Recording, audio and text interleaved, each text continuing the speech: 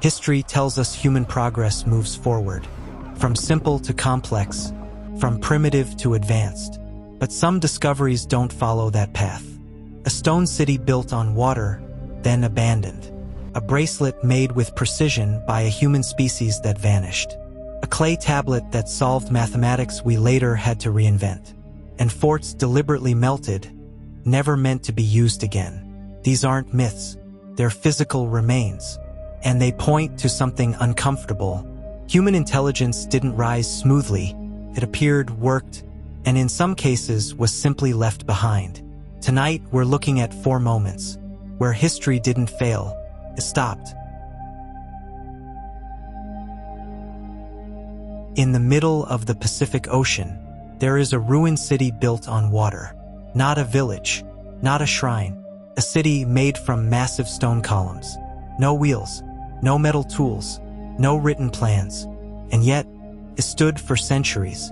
This place is called Nan Madol, and the real mystery isn't how it was built.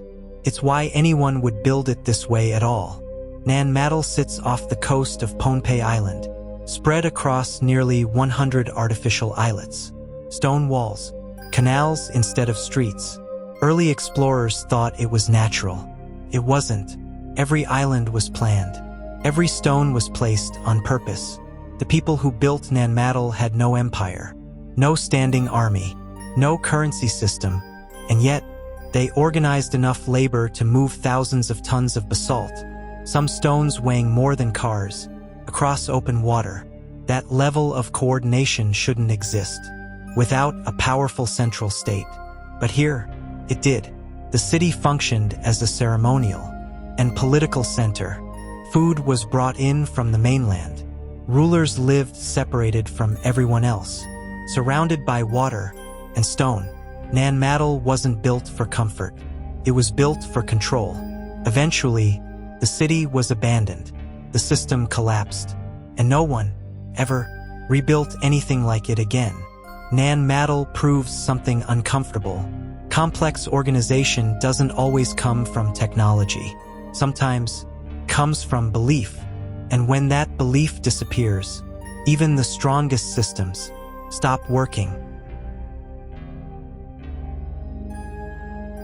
High in the mountains of Siberia, archaeologists found a bracelet. Not rough, not symbolic, smooth, polished, precisely shaped. The problem? It was made 40,000 years ago by humans who weren't supposed to make anything like this. The bracelet was found inside Denisova cave. First, it looked ordinary. Then scientists dated the layer it came from. Ice Age, long before farming, long before cities, and not made by modern humans. The makers were Denisovans, a human species we barely knew existed until recently. They lived as hunter-gatherers. No agriculture, no metal tools, no permanent settlements. Yet this bracelet doesn't look primitive at all. It's made from green stone, polished to a mirror-like finish. A drilled hole runs through it, perfectly round. The drilling speed suggests rotation, not scraping. The polish suggests planning, patience, and skill. This wasn't accidental. It was intentional design. The bracelet tells us something uncomfortable. Intelligence didn't belong to one human species.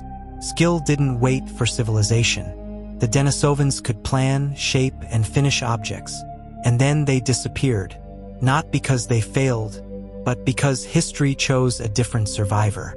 And this bracelet is what remains, of a mind we no longer share the planet with. We're taught that advanced mathematics began with the Greeks.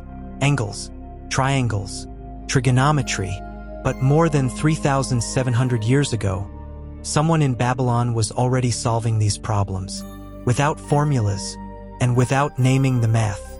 In the early 1900s, a small clay tablet was found in southern Iraq.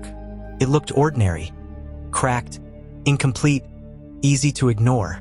Today, it's known as Plimpton 322, and it sits in a museum drawer at Yale. The tablet dates to around 1800 BCE, during the Old Babylonian period. There were no textbooks, no symbols for angles, no written theory of trigonometry. Yet the Babylonians needed accurate land measurement for fields, canals, and buildings, so they built a system that worked. Plimpton 322 lists sets of numbers that describe right triangles, the same relationship students learned thousands of years later. But the Babylonians didn't use circles or degrees. They used ratios, pure calculation. It's practical math designed to solve real problems, not to explain itself. This system was accurate, reliable, and complete. And then it vanished. Later civilizations reinvented the same ideas from scratch and gave them new names. Plimpton 322 proves something uncomfortable. Progress isn't a straight line. Sometimes knowledge works perfectly and still gets forgotten. Across Scotland, there are ancient hill forts with stone walls that were melted. Not cracked, not burned, melted, fused together like glass. Stone doesn't do that by accident. Archaeologists have identified dozens of these sites, now called vitrified forts of Scotland. The stones in their walls were heated to extreme temperatures, hot enough to partially liquefy rock. That kind of heat takes planning and a lot of fuel. These forts were built during the Iron Age. Their builders had no explosives, no advanced furnaces, yet they gathered enough wood and managed fire long enough to change stone itself. This wasn't casual destruction. It required coordination. When stone vitrifies, it fuses together. Some walls became harder. Others collapsed completely. This raised a serious question. Were people trying to strengthen their forts, or were they destroying them permanently? Both ideas have problems, and neither explains why it happened so often. Whatever the reason, the result was the same. These forts were never rebuilt. The act that melted the walls also ended their use. The vitrified forts suggest something unsettling. Sometimes destruction is intentional, not from enemies, but from the people who built the system themselves. And once that decision is made, there is no going back.